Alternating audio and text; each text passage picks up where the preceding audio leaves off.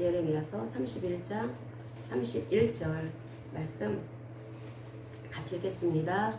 여호와의 말씀이니라. 보라, 날이 이르리니 내가 이스라엘 집과 유다 집에 새 언약을 맺으리라. 아멘.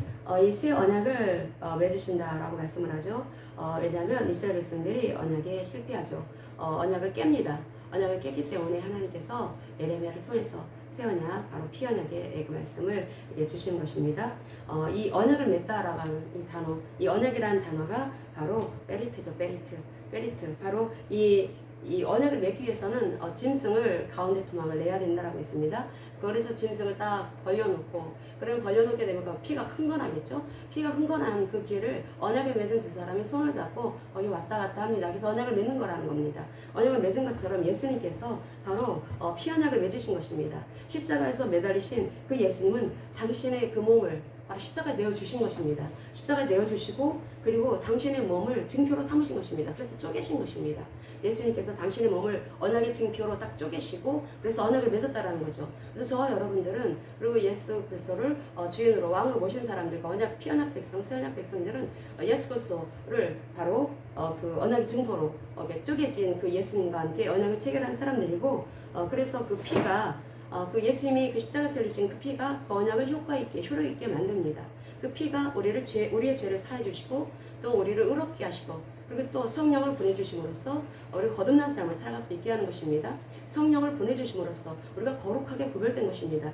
이 거룩하게 구별됐다라고 하는 것은 이제는 더 이상 내 인생 내 거가 아니라는 거죠. 내 몸 내 거가 아니라는 것입니다. 내 영혼 영구 오직 주님 거다. 주님께 바쳐진 사람이다 라는 말씀인 것입니다.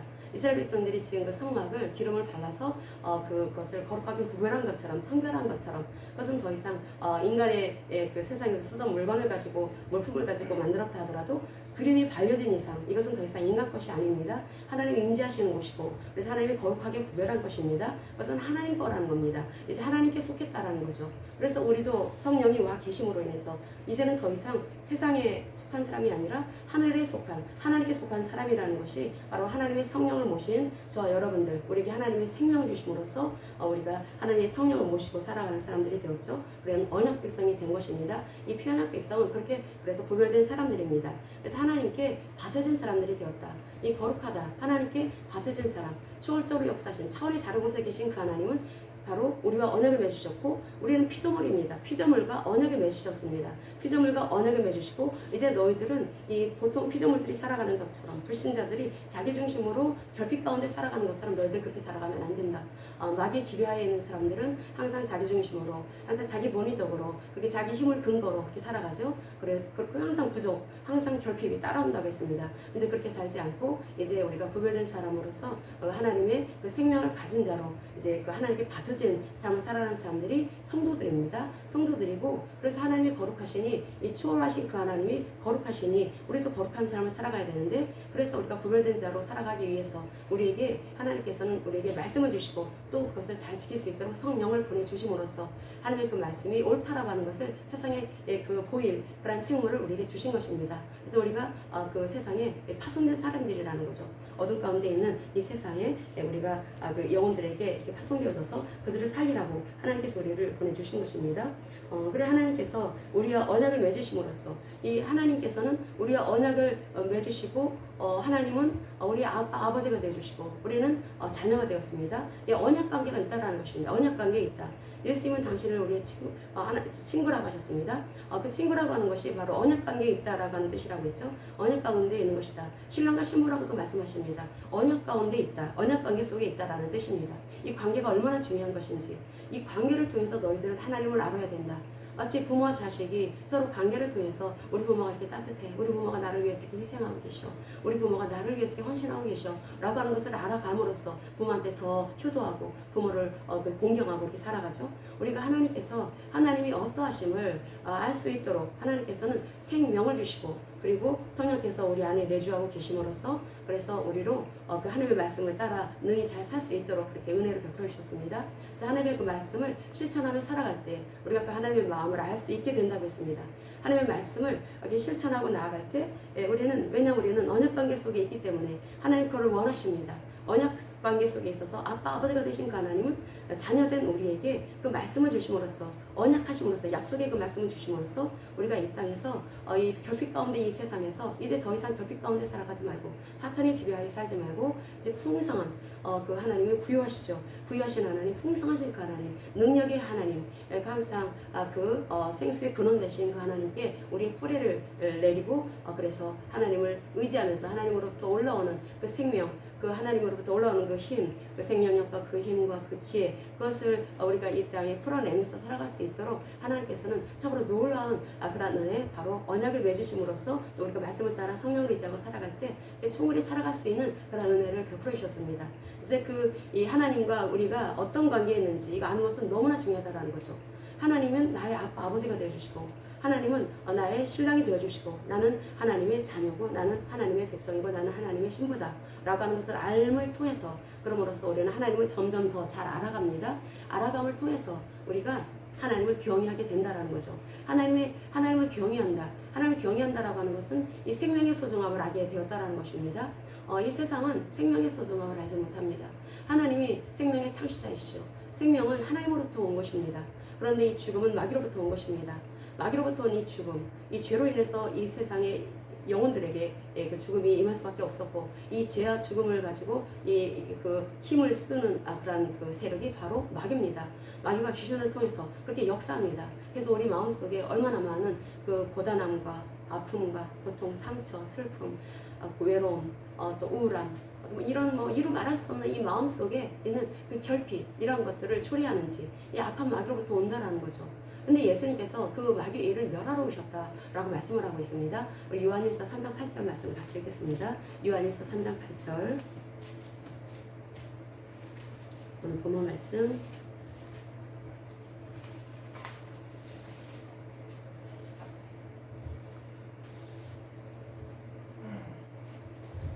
요한일서 3장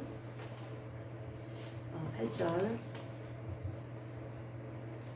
같이 읽겠습니다. 죄를 짓는 자는 마귀에게 속하나니 마귀는 처음부터 범죄함이라. 하나님의 아들이 나타나신 것은 마귀의 일을 멸하려 하심이라. 아멘. 마귀의 일이 그렇게 우리 일상생활 속에서 여전하다라는 거죠. 그렇게 속입니다. 하나님으로부터 공급되어지는 그런 것들을 계속 의심하게 만든다라는 거죠. 말씀을 통해서 하나님은 공급하십니다. 하나님께서 말씀을 통해서 공급하시는데 언약을 통해서 하나님은 구원하십니다. 하나님은 인간을 구원하실 때 반드시 언약을 통해서 구원하신다는 거죠. 언약은 약속의 말씀입니다. 약속의 말씀을 통해서 우리를 구원하시는데 그 구원이 내 삶 속에서 실제가 될 수 있도록 하는 데 있어서 우리는 우리가 해야 되는 일은 믿음입니다. 믿음을 둬야 된다라는 거죠. 하나님을 믿고 성령을 믿고 하나님의 말씀을 믿고 의심하지 않고 계속해서 하나님을 신뢰해야 합니다.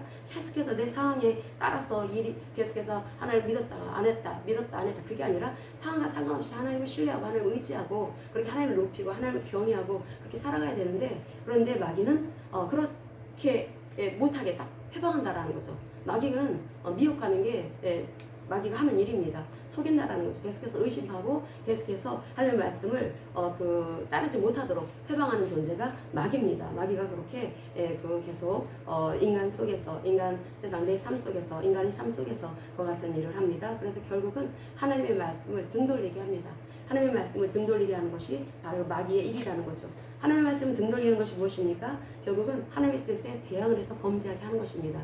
하나님의 뜻이 하나님의 말씀 안에 있죠. 이것을 등 돌리게 함으로써 그래서 하나님을 대항하고 범죄하게 합니다. 그런데 하나님의 그 생명을 가진 자에게 성령이 오심으로써 그래서 성령이 저와 여러분들 안에 또 거듭난 하나님의 백성들 안에 계시죠. 그 하나님의 성령을 통해서 우리가 하나님의 그 뜻을 순종하게 하십니다.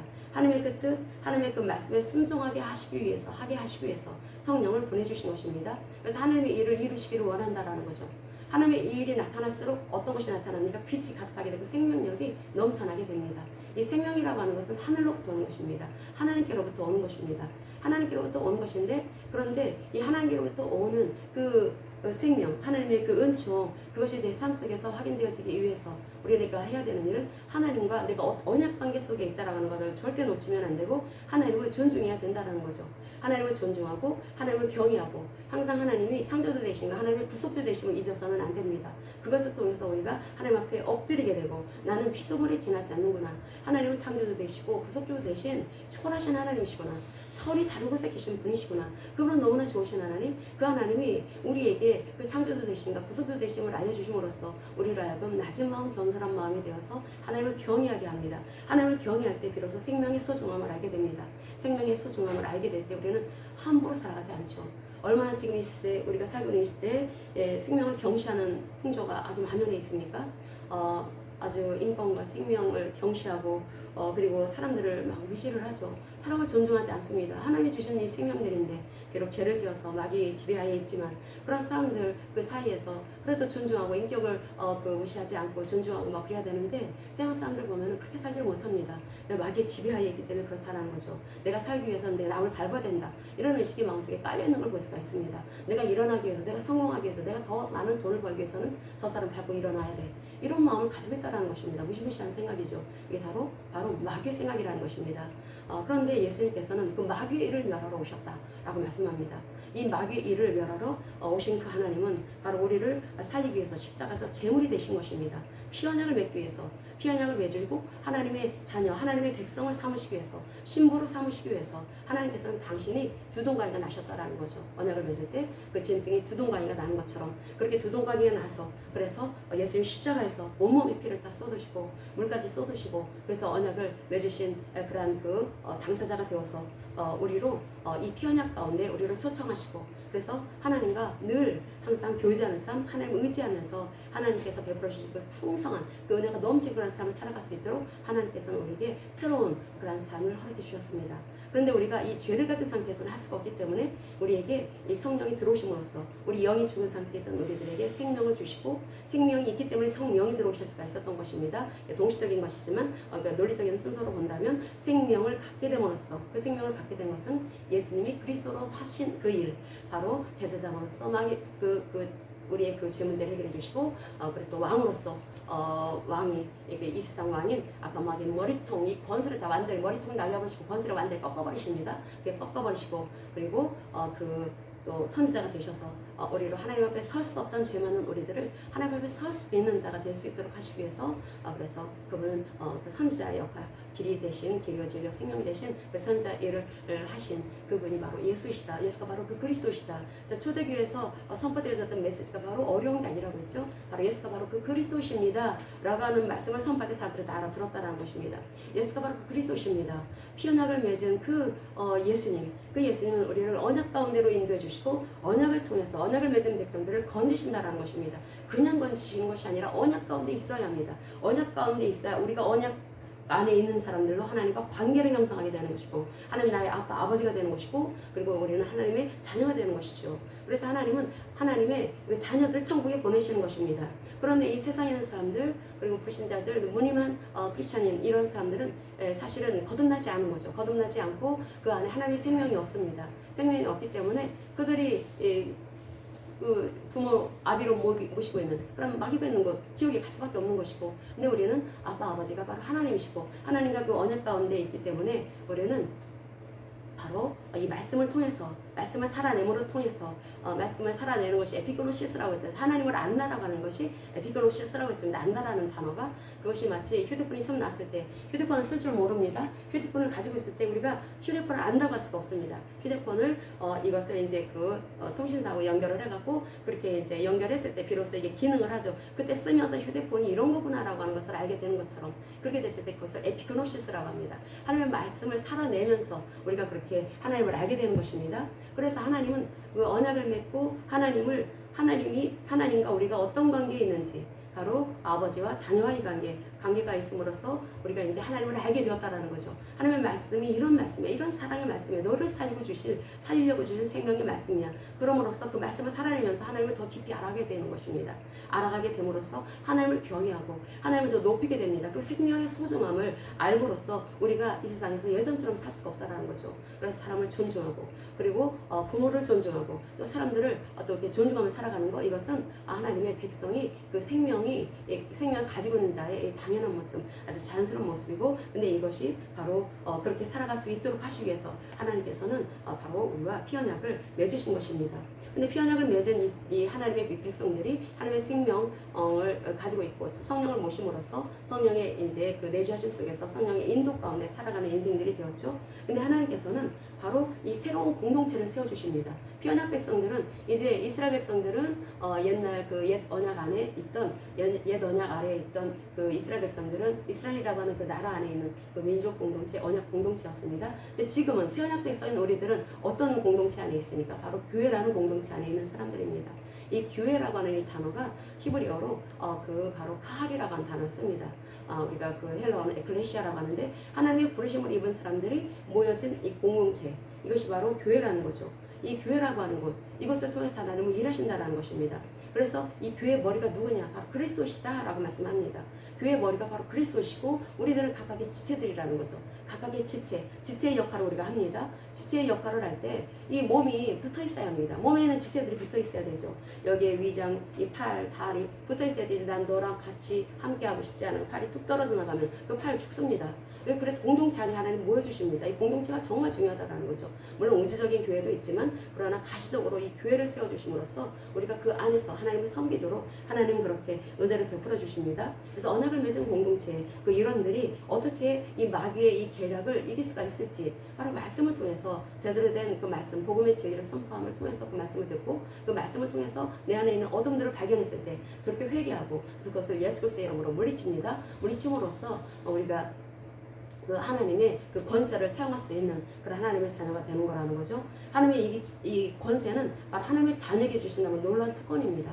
하나님께서 우리에게 그 권세를 주신 것입니다. 이 구약에 이 귀신이나 마귀의 그 단어가 발견되지 않고 신약에 엄청나게 이 귀신의 단어, 이 마귀의 단어가 많이 발견되어지는 것은 바로 구약의 백성들은 이스라엘 백성들은 예수님이 오시기 전이기 때문에 바로 하나님의 생명을 가지고 있지 못했었고 근데 우리는 하나님의 생명을 가지고 있습니다. 이 하나님의 생명을 가지고 있고 또 성령을 모신 사람들이기 때문에 얼마든지 마귀를 물리칠 수가 있기 때문에 하나님은 그 신약 성경에 보면 마귀 귀신 굉장히 많이 검색되어집니다. 이 귀신이라고 하는 것을 그냥 그대로 드러내셨다는 거죠. 너희들이 물리쳐라. 너희들이 그 눈앞에 보여지는 너희들의 삶 속에 너희들의 마음 안에 있는 여러 가지 압박들, 너희들을 누르는 것들, 그런 것들을 주 예수 그리스도의 이름에 권세가 있다. 그것으로 예수의 이름으로 물리쳐라 라고 하는 말씀을 주고 있습니다. 그래서 이 바로 하나님 예수 그리스도가 바로 이름 안에 있다라는 거죠. 예수 그리스도의 이름 안에 그 예수님 2000년 전에 이 땅에 다녀가셨던 창조주 하나님, 만군의 여호와신 그 하나님이 바로 오늘날 동일하게도 역사십니다. 왜냐하면 우리는 언약 백성이기 때문에 언약 백성이 지금도 우리가 그 새 언약 백성, 피언약 백성인데 그 언약의 신실하신 하나님은 여전히 일을 하십니다. 근데 어떻게 일하십니까? 그 이름 안에서 일하신다라는 거죠. 그래서 예수 그리스도의 그 이름이 얼마나 중요하고 얼마나 소중한지 그 예수 그리스도의 이름에 그 권세가 있다라고 하는 것을 놓쳐서는 안 됩니다.